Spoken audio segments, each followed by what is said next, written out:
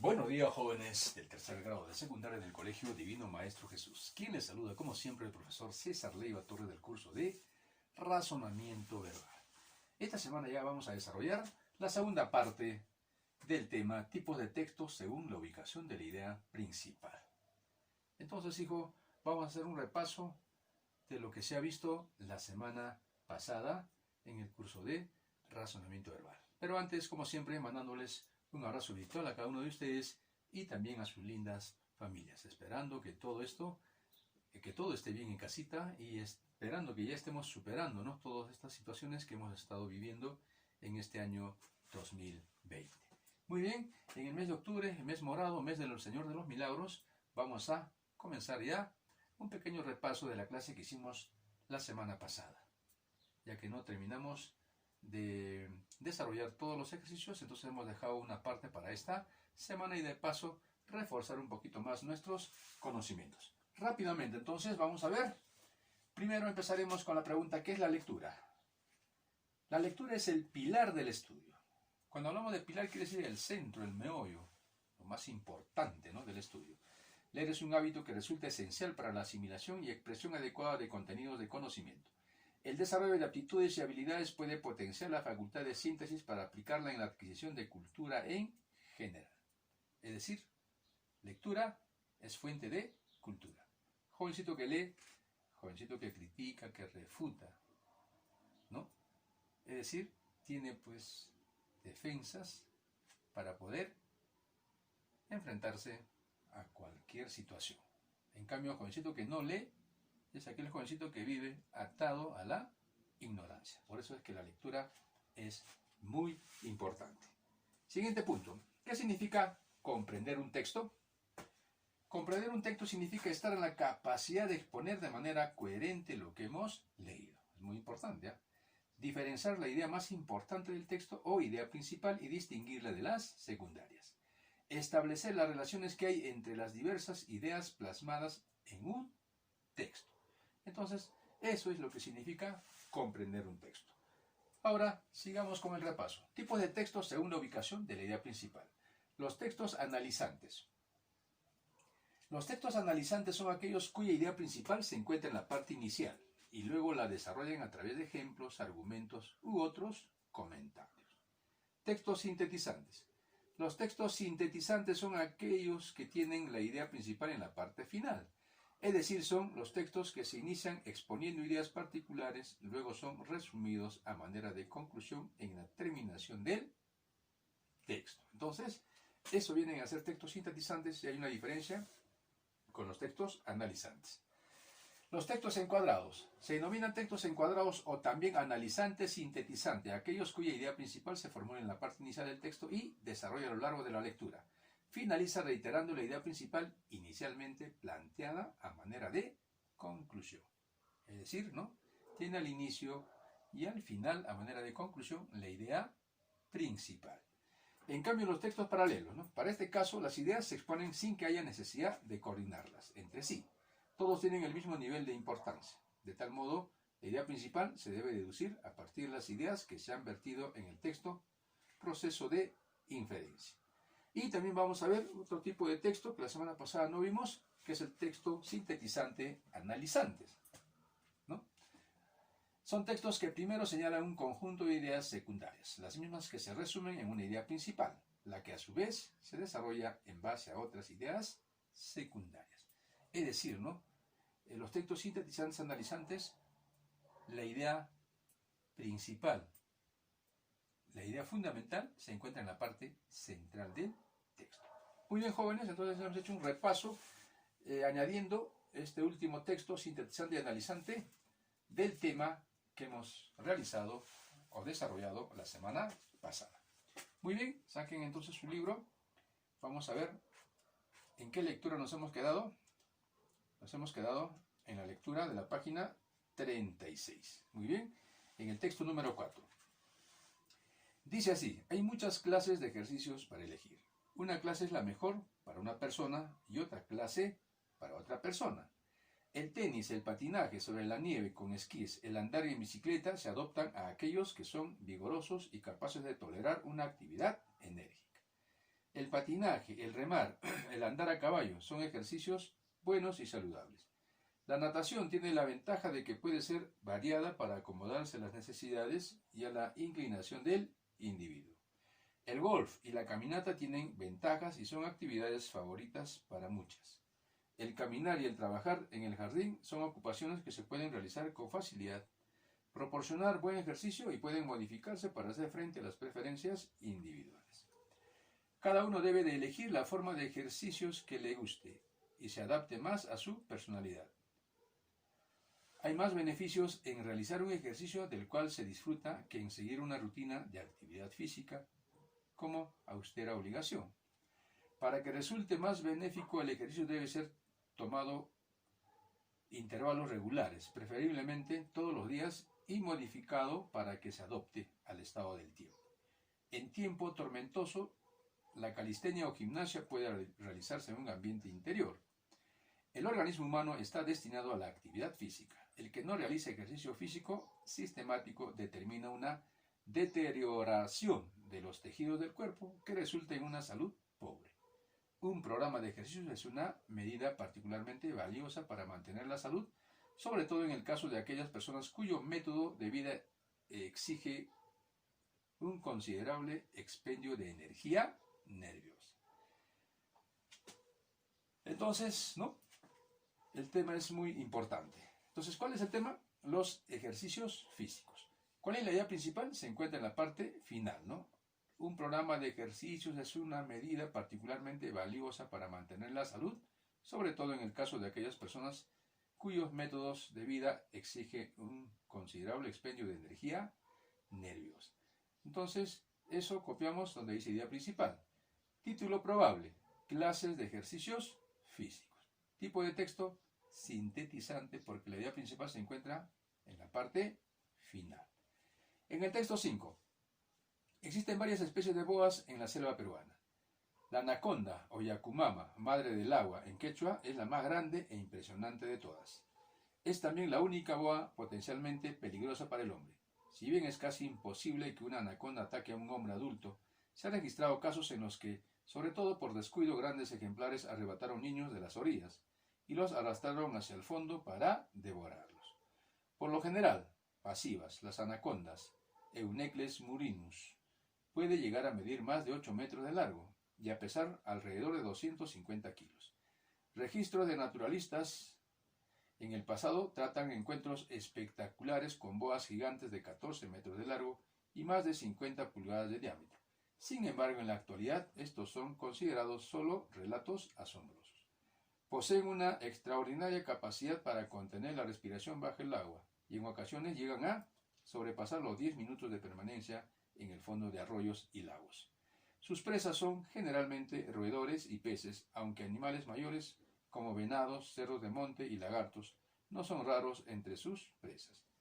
La boa más conocida y abundante de la Amazonía es sin duda la montona, boa constrictor, de coloración pardo, negruzca y dorado, de un vello morado que se confunde con la hojarasca. Es capturada a menudo como mascota. Sus hábitos inofensivos y grandes dotes de controlador de roedores en los asentamientos humanos. Vive en el suelo o los árboles, bajo, y se alimenta principalmente de roedores menores, aves y casi cualquier cosa que pueda capturar. De metabolismo lento, como todas las boas, debe pasar un considerable tiempo descansada luego de ingerir alimentos. Muy bien, muy interesante la lectura. ¿Cuál es el tema que se vierte en toda la lectura? Es la boa, ¿no? Idea principal: existen varias especies de boas en la selva. Esa es la idea principal, ¿no? Existen varias especies de boas en la selva. Y lo encontramos en el primer párrafo, ¿no? Título probable: especies de boas. Tipo de texto: analizante, porque se encuentra al inicio del texto la idea principal. Muy bien. Siguiente texto. Dice nada más que 16.000 agujas, nada más que 16.000 agudas púas sobre la espalda constituyen el arma efectiva del erizo. Con ella se las arregla sin problema para seguir con vida este pequeño animal de unos 30 centímetros de largo y hasta 1 kilogramo de peso. Si le ataca un enemigo que sea más grande que una culebra, el erizo se pone inmediatamente a la defensiva, se hace un ovillo y levanta las púas. Los gatos, por ejemplo, no tienen nada que hacer frente a esta postura. Ningún perro se atreve a atacar a esta bola de pinchos. Teme las dolorosas heridas que se produciría en el hocico y en las patas. La coraza de púas del erizo es una fortaleza casi inexpugnable. Este singular órgano muscular se activa también, por cierto, cuando el erizo cae en el letargo invernal. Este le protege de frío y de los ataques enemigos. El colchón de púas, la más notable de todas las características del erizo, lo trae ya consigo al venir al mundo este pequeño mamífero de la familia de los devoradores de insectos. Solo que las púas de los bebés de erizos nacidos en primavera son tan pequeñas, suaves y blandas, que ni poniendo en ella la peor voluntad puede las crías herir con ellas, un recurso de la naturaleza destinado a proteger el canal del parto. Muy bien, el tema del texto es el erizo, ¿no? Como hemos visto, en todos los párrafos hablan sobre ello. Ahora, la idea principal, la coraza de púas del erizo es una fortaleza casi inexpugnable. Lo encontramos en la parte central, ¿no? La coraza de púas del erizo es una fortaleza casi inexpugnable. Título probable, la coraza de púas del erizo. Entonces, ese es el título probable, ¿no? La coraza de púas del erizo. Tipo de texto, sintetizante, analizante, ¿no? Porque se encuentra en la parte central del texto, la idea. En el texto 7, el fenómeno climático del Niño ha sido estudiado desde el siglo pasado. Bautizado como ENSO, el Niño Oscilación del Sur, se le asoció desde un principio con un cambio climático en Asia suroriental y Australia. Sin embargo, no fue hasta la ocurrencia del Niño, 1982-1983, el más fuerte del siglo, que se conocieron sus repercusiones en todo el mundo. Inundaciones en Argentina y sequías en California, incendios forestales en Indonesia y mortandad de ganado en Australia. Se hicieron eco de las anomalías que ocurrieron en el Perú, con resultados desastrosos para la economía. Esta vez, con las comunicaciones satélites de observación y la preocupación por el calentamiento global, las consecuencias dramáticas del Niño crearon conciencia de su importancia.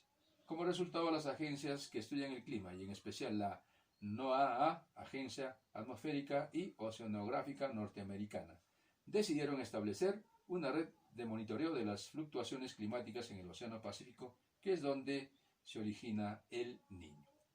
Estos sistemas llamados boyas inteligentes recolectan una gran variedad de información. En la superficie tienen una estación meteorológica completa que mide vientos, el oleaje, la presión atmosférica, la humedad relativa y las temperaturas del aire y de la superficie del mar. Una serie de instrumentos ubicados a lo largo del cable de anclaje mide temperatura y corrientes hasta una profundidad de medio kilómetro.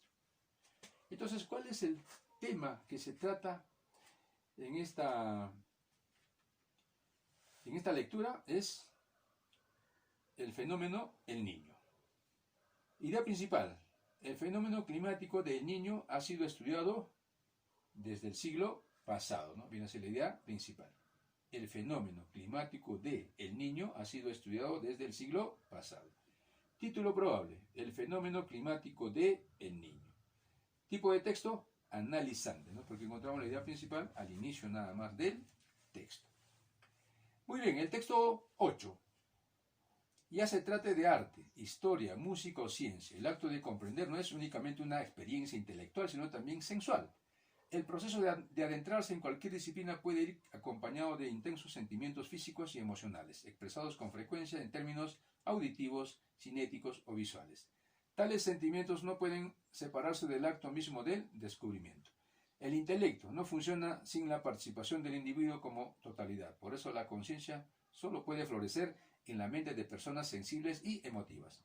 Puede parecer extraño exigirle el mismo compromiso personal al científico y al artista, escribió el matemático y el poeta Jacob Bronowski. No obstante, el científico representa en relación con el técnico lo mismo que el artista frente al artesano. Al parecer, la mejor ciencia surge cuando se conjuga una mente analítica y una sensibilidad estética, una combinación llamada ciencia sensual. El concepto de ciencia sensual puede parecerle extraño e incluso sacrílego a mucha gente.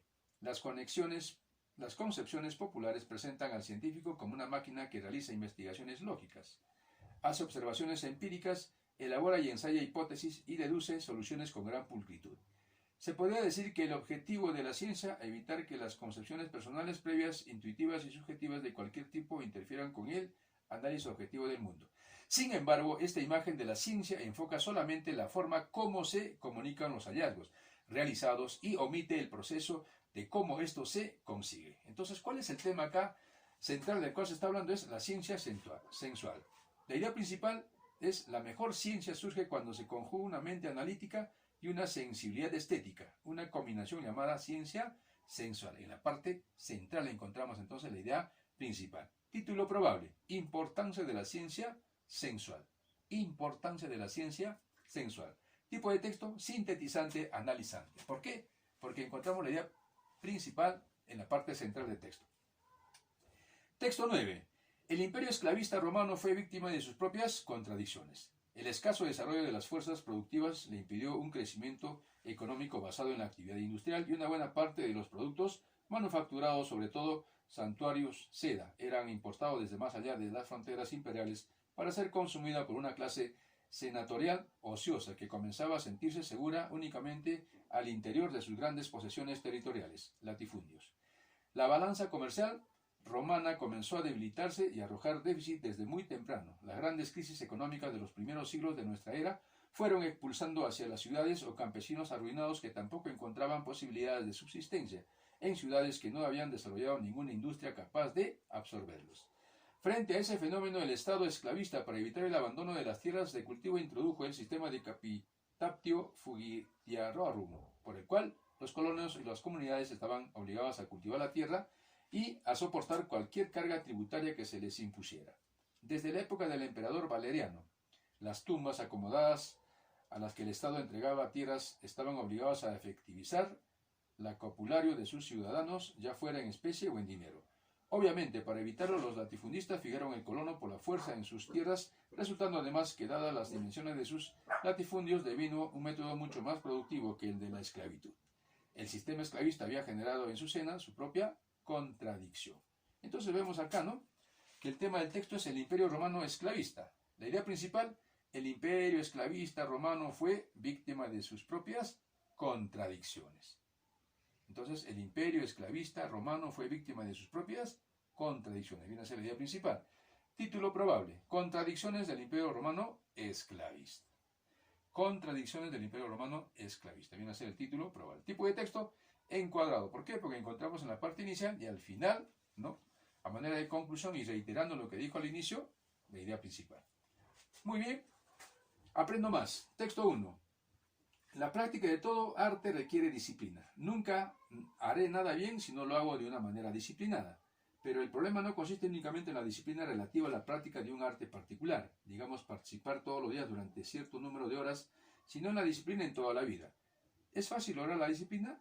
El hombre moderno es excesivamente indisciplinado, fuera de la esfera del trabajo. Cuando no trabaja quiere estar ocioso. Usando un eufemismo, quiere relajarse.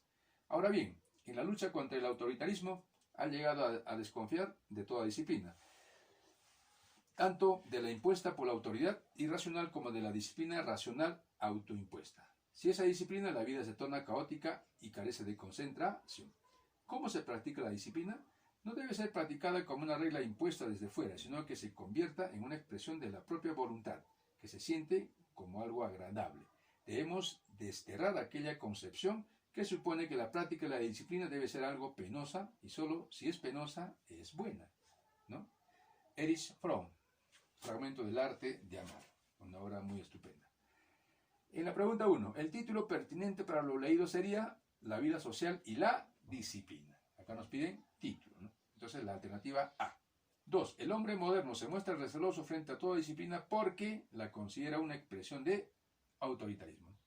Respuesta para la pregunta 2. E. La 3. Practicar una auténtica disciplina permite principalmente una vida concentrada y de actividades bien orientadas. Alternativa A. Para obtener la maestría en un arte se necesita una constante disciplina fruto de nuestra decisión personal. Alternativa E. De acuerdo a la lectura. El autor concluye dándonos a entender, ¿no?, que una auténtica disciplina no necesita ser desagradable. Alternativa E.